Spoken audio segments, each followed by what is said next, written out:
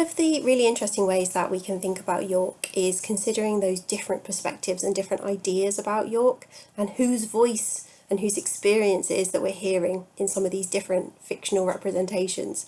So for one of the things I've had a look at for considering York as a city in the way that it's represented in literature was York Tales, edited by Rachel Hazelwood and published in 2004.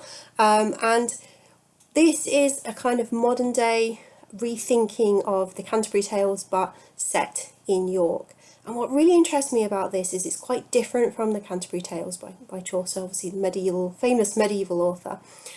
Because the Canterbury Tales, although it does a similar thing in that it's drawing on stories from people from across a range of society and kind of thinking about how their experiences vary, actually Canterbury itself doesn't really play a core part in those stories. It's the destination, but actually the Canterbury Tales are more about the travelling, the camaraderie, the journey to Canterbury, rather than being about Canterbury itself.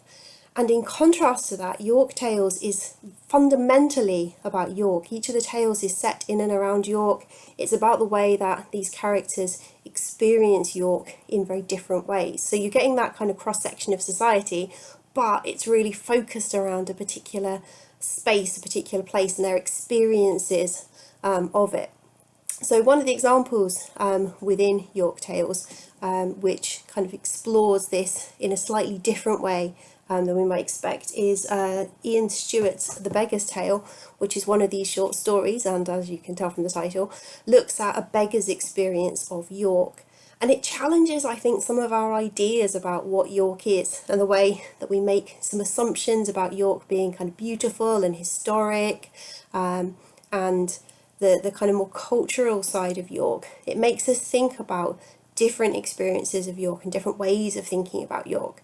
And I guess what I'd like to ask you is whether there's any literature that you've experienced that talks about York in this way, that makes us think about York in a bit of a different way, that challenges our assumptions, that moves beyond some of those stereotypes. Or indeed, if you've read York Tales, tell me all about your thoughts on this.